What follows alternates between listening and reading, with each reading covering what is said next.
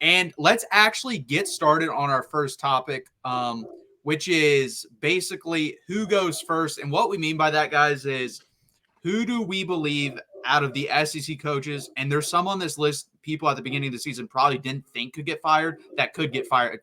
Tyler, I will let you hit off that. There's 5 or 6 I have in mind. I just want you to hit on it and have the order of which way you think they could be fired. Well, if you've been watching Florida football over the past few weeks, they've gotten a lot better. And debatably, this is the best Florida team that Billy Napier has ever had in his year 3. But you look at their back end of the schedule, you have to say Florida is number 1 and Billy Napier is the first one gone. After that, it's kind of tough for me to see. I know a big one that me and you both can kind of agree with. It has to be Brent Venables. Oklahoma fans will get all upset at us, or at least for me, for saying that. Brent Venables, I think, is clearly on the hot seat. He kind of ruined that quarterback situation, and there's rumors that Dylan Gabriel wanted to go pro, and Oklahoma said, "Fine, we're gonna just go with." Jackson Arnold. There's other rumors that just said Dylan Gabriel just didn't want to play for Oklahoma anymore. And there's other rumors saying that he was pushed out. I don't know what the whole issue was, but for me, regardless, that whole situation doesn't make sense to me. But in the end, that quarterback situation has been a huge issue for Oklahoma, but the line of scrimmage is another issue, and mainly on the offensive line.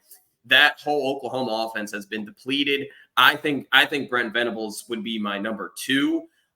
Close second, you have to say Hugh Freeze. And listen, it's hard for Auburn to fire him after 2 years, but you can definitely make the case if this team falls off the map and goes like, let's say 4-8 or even 3-9, not even winning an SEC game, big game this weekend at Kentucky. And Bob Stoops is Bob Stoops. Wow. Mark Stoops is another one, whose seat is getting hot and hot after the Ole Miss win. So those 4 are probably the 4 biggest. I think Beamer got his name out of the waters there. Who else would be there? I think that's pretty much it. I think it's those 4 right now. Kentucky fans are fed up with Mark Stoops. Oklahoma fans aren't fed up with Brent Venables, but you could definitely make a case for them if they were to go 5-7. Yeah, if they don't become bowl eligible, I think there's a big case to be made there, because then you're looking at you were bowl eligible, but barely your first year. Second year, you win 10 games. But if anyone wants to go look at that schedule, it's very soft Big 12 schedule, not very good at all. They could have lost to Cincinnati easily. There's multiple other games in there they could have lost. You honestly, what saved their season is beating Texas. Like, if they don't win that Texas game last year, then they also lost this year the way they did, and then 2 years ago, like, he's gotten blown out in the other 2 Texas games. It hasn't been close. That is not good for the rivalry, obviously, and their fans are definitely feeling it. And yeah, how he handled the Dylan Gabriel situation, I agree with you. I don't know how that went down, but then you've totally botched this quarterback situation. You went with Jackson Arnold, then you pulled Jackson Arnold, then you went with Michael Hawkins, then you pulled Michael Hawkins. Now you're back to Jackson Arnold. So basically what you've done is alienate both these guys. And if Jackson Arnold doesn't play well again, are you going to take him out? Like, if anyone watched the Jackson Arnold post game, from the South Carolina game, you could tell he was pretty sad and angry about the whole situation. He was talking about, I kind of wanted to save my red shirt, but I also told him, I'd be ready. And they put me in the game. And I kind of see where he's coming from, because it was meaningless. The game was over when he was put in the game. He wasn't going to lead a comeback or anything, especially with that offense. So he's definitely pissed off. And it would not shock me if they lose both of these quarterbacks to the transfer portal. There's a real possibility of that. And if that happens, I don't know. Now, Hugh Freeze for me I have a list of 5. I actually have Sam Pittman as my 4th guy on that list. Hugh Freeze would be 5 just because of the recruiting class he has that's going to be coming in next year. Now, if that starts to fall apart with the years he's had at Auburn, then I could definitely see them moving on. But if that doesn't, I think they'll just give him another year, because that recruiting class is special. It's the top 5 recruiting class in the whole country right now. I don't think it will be that high when it's all said and done. It'll probably be top 7 if he's able to hold on to it. But it's definitely a big deal, and it's going to be interesting how that happens. But I do agree with you on Mark Stoops. I think, honestly, if they don't make a bowl game, he might even be number one on the list ahead of Billy Napier. Like, he's underachieved mightily if they don't make a bowl game this year. They just paid a lot of money for Brock Vandagriff. He comes in, he's been a disappointment. You have legit NFL talent on that defense. You might have one of the best defensive linemen in the country, and you just completely lost games that you shouldn't have lost. You were in that Georgia game. You could have won that game. And ever since then, it's been completely downhill for the most part, other than, beating Ole Miss. But I think you and I both agree, especially now, that was a fluke. If they played again, Ole Miss is winning that game 9 times out of 10. Yeah, I mean, and he was, guys, people forget this. This man was on a plane going to Texas A&M, ready to become the Texas A&M head coach. And they said, "Nah, we're good, brother. You can turn around. We don't need you." So, like, to me, I think there's partially him already checking out of this job. I really believe it. If you're already convinced to get on a plane and go take a job somewhere else and they tell you they don't want you, it's really hard to re-engage at the other job you had. It really is. Like, I just don't see how you can do that, honestly. The money's nice. I don't know how much of a buyout it would be or how many years he has left, but it would definitely be interesting if Kentucky's willing to do that. They have the money. They just tend to use it more on basketball than they do football. Yeah, and I think we both can agree, though, number one probably has to be Billy Napier. It's just who's that number two? Yeah. Number two is tough because, like you said, if Kentucky misses a bowl game, I think Mark Stoops is gone. The Kentucky fans are – I know too many Kentucky fans that are saying they're done with him. And they're looking for someone else. Hugh Freeze, it's just too hard to let go with his recruiting. And the only case you could make, though, with Hugh Freeze is if he just botches the whole transfer portal and doesn't go for a quarterback. In my opinion, he's going to have to go after two, in my opinion, because you look at this quarterback situation at Auburn, Peyton Thorne is just terrible. Hank Brown is not any better. And they have another guy right behind them is true freshman. So, the quarterback situation at Auburn and is the legitimate reason why they're 2-5. They should be at least 5-2. Like if you look at these games, Arkansas game and the Georgia game, you can make a case they should have lost. Cal, Missouri, and whoever the heck they Oklahoma. All three of those games. Come on, those were games they should have won. So. Hugh Freeze, you can't really make the case. You can make the case if he doesn't go get a quarterback, but that's after the season. Sam Pittman, you kind of touched on him. I think he's safer now because of that win against Tennessee. That was something that he was looking for. He didn't really have a signature win. You could make a case it was Texas in 2021. He also had a win against Texas A&M. But that Tennessee game was huge for Arkansas and for the rest of the season. Going forward, they do play Mississippi State. If they do lay an egg there, then he goes up on my list. But for me personally, it's Billy Napier. And I know I made a video on this for Oklahoma. Brent Venables has to be up there. He's got to answer some serious questions on that offense. He completely depleted the offense and the whole scheme and turned it around. You're blaming the coordinators. Listen, Oklahoma has now fired 2 coordinators in 20 games. That's ridiculous. At some point, you got to start looking yourselves in the mirror, Oklahoma fans, because this coaching situation now 2 coordinators gone. He didn't fire Levy, but he left on his terms. You kind of forced him out, but you just fired your last offensive coordinator. 20 games, 2 different coordinators. Now you're looking for your third. The offensive line is atrocious. The wide receiving core is depleted due to injuries. And you do have Javonte Barnes, who I think who has a plus side. But again, quarterbacks are another issue. So I really do think Brent Venables has a solid chance of getting fired this year.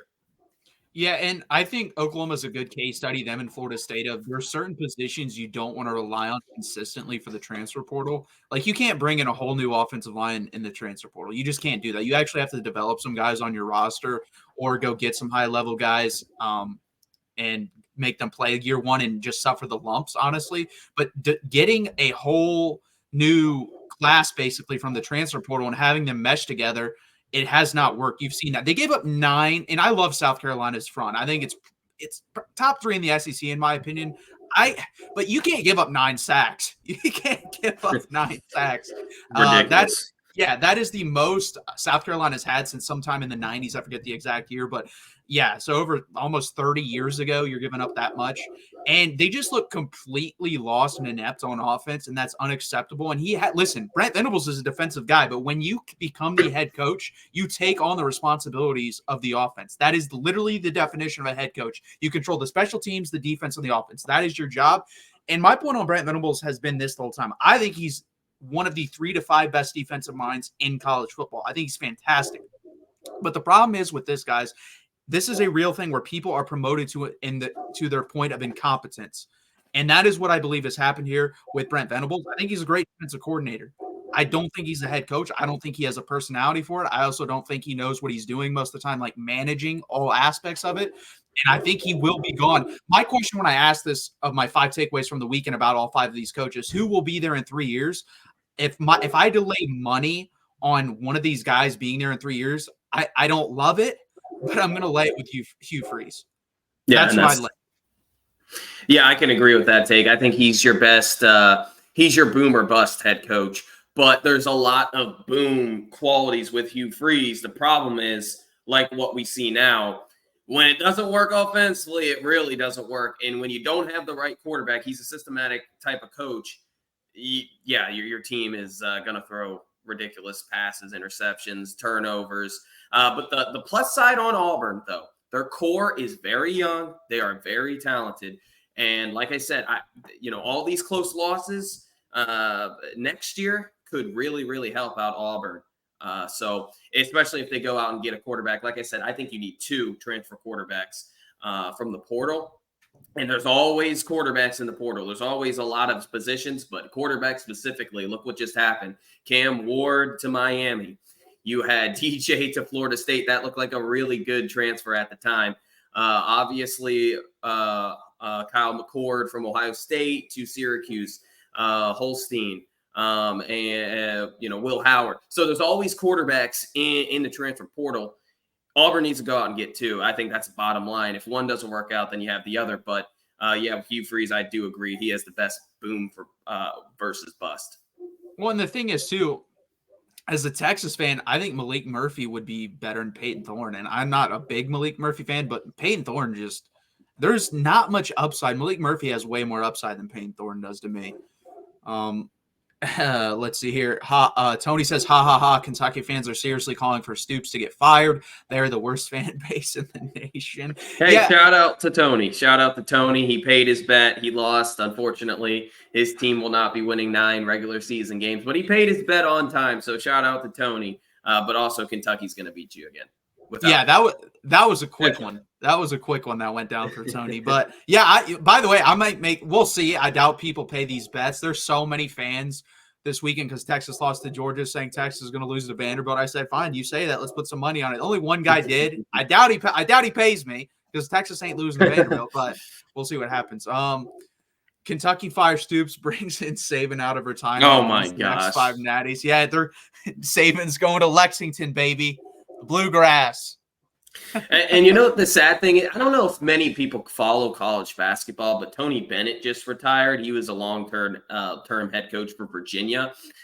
He blamed, and so did Jay Wright a couple of years ago. He blamed the style of the game and the landscape of college sports and how it's changing. That's kind of why he retired. At least he came out and said it. Jay Wright just retired, but he said it in years past. Nick Saban basically said the same thing. The whole landscape of the sport is changing, and it's something that he didn't really want to be a part of anymore. So we'll probably, the sad thing is I kind of wished, and I know this sucks to say as a Georgia fan, but I kind of wish Nick Saban ended on a national title. That just would have looked a lot better, in my opinion, for his legacy. But regardless, he's the GOAT of all time. But the whole landscape of college sports has changed, and you see a lot of these coaches now retiring because of it.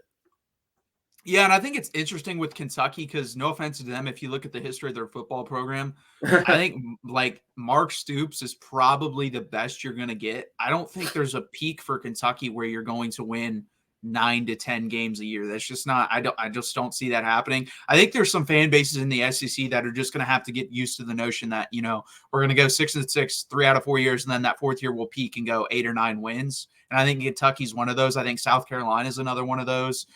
I don't think Auburn's that. I think Auburn can win a national championship. They have enough, they care about football enough, and they put enough in their resources into football. I'm trying to think some other schools like that, but Arkansas, I think, is in that category as well. So I just think that's the way it is. It sucks to say that, but they just don't have good enough recruiting beds in their own state. Like, you kind of need that. That's why Georgia's gone off. Like, Georgia high school football is insane right now. Yep. So it just hurts them, and it sucks to say that, but got to be realistic with them. Yeah, and to be honest with you, I know I'm going to get heat for this, but Oklahoma's starting to turn out to be one of those lower tier schools in the SEC and programs. I know that they have the all-time history. I'm not saying that, but I'm saying I know Oklahoma fans will get upset for me saying that. Just look at Oklahoma. I know the recruiting is, I think it's 13th in 2025 right now, so that's relatively solid for an SEC, but that's like 8th or 9th and best in the SEC, right behind Florida's actually class, I think is in the 15s or in the teens there. So yeah, Oklahoma's actually starting to head that way, and I think Oklahoma fans after this year and into next year on their make or break season could start agreeing with us, but it's gonna be if they don't get late. it turned around next year and win like 8 or 9 games, it could definitely trend in that direction. Because again, they need guys from Texas. Like, Texas is their hotbed for recruiting, and now Texas as a whole has opened up to the SEC even more with Texas joining the SEC. So it's going to be harder for them to get those guys. And it's actually funny you just said that, because I just saw someone on Twitter like an hour ago. Barry Switzer basically came out and said, like, we don't have the funds that Texas has. We just don't have that type of money to where we can pay what they pay. And he's right. Like, if Texas just wanted to pay whatever they wanted, they could have the biggest budget out of any school that exists. I mean, we have the second largest endowment, and I think it's either Harvard or Princeton has the largest. So they have endless money.